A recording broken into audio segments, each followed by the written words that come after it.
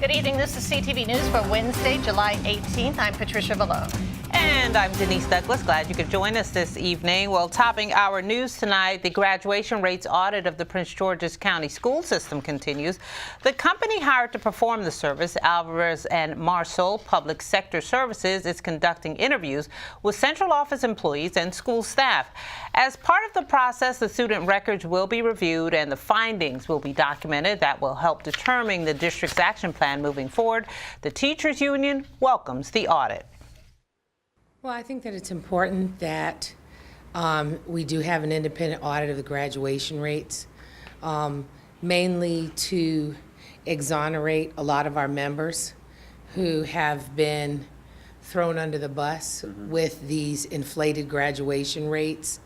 And we've had some members that have been recommended for termination because of some of the activities that they were told to do by the administration. So we are hopeful that this will exonerate a lot of people and clarify some things so that we know exactly where the problems are, exactly what needs to be fixed, and making sure that there's an integrity in our graduations. The audit was initiated after allegations of grade tampering surfaced. Well, in politics, Maryland Governor Larry Hogan condemns Russian President Vladimir Putin and U.S. President Donald Trump. In a tweet, Hogan called Putin a thug and said Trump failed to, quote, stand up for our country. Hogan's harsh words are a response to that controversial Putin-Trump news conference following their summit in Helsinki, when the president rejected the findings of U.S. intelligence officials that Russia did interfere with the 2016 elections. Meantime, Maryland State Representative Andy Harris of Baltimore County says he's standing by his man. The Republican says the summit was a success and criticizes media accounts of that event. Well, they may have been adversaries in the Democratic Party, but Ben Jealous and Rashawn Baker say they are working together now to build an inclusive economy. Now, the two toured a minority-owned workplace called Dream Village in Hyattsville this morning. Jealous took some time to speak about his economic plan and his bid for governor. We want this village where everybody can thrive. We want a village where everybody can succeed, where everyone can win, where everyone can be heard. And what excites me most isn't what you've done already.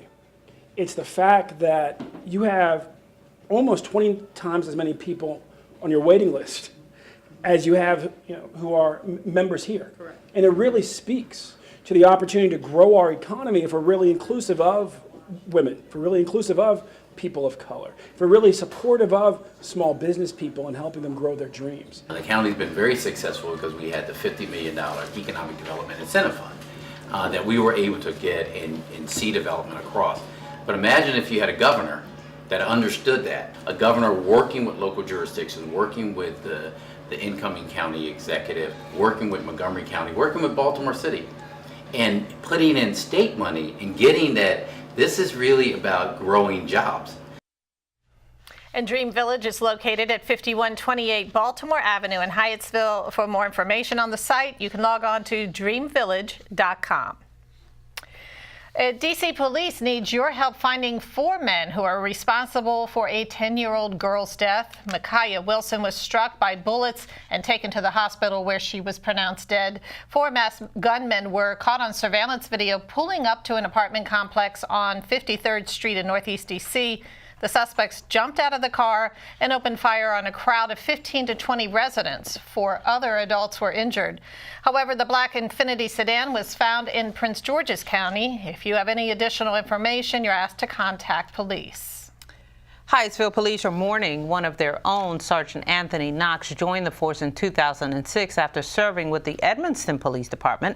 Knox earned several departmental awards, including the Silver and Bronze Medals of Honor and the Police Officer of the Year. The 42-year-old died after a 2-year battle with a rare cancer. On a traffic stop, we pulled a car over, got a good amount of drugs out of it, went to court, and a bad guy went to jail, so that's always a good thing. But I'm more inclined to remember when he would bring his canine partner Ori to churches or daycares, and we would do demonstrations for the children. They really like to watch Ori work and meet Sergeant Knox, and they love that dog. So I prefer those memories more than anything. Knox leaves behind a wife, an adult son, and a set of 3-year-old triplets. A Baltimore County police officer has been fired and another suspended as part of the Gun Trace Task Force probe. According to the Baltimore Sun, the two faced allegations of wrongdoing. Several supervisors and a detective of an elite gun unit have been convicted of racketeering, stealing from citizens, and taking unearned overtime pay.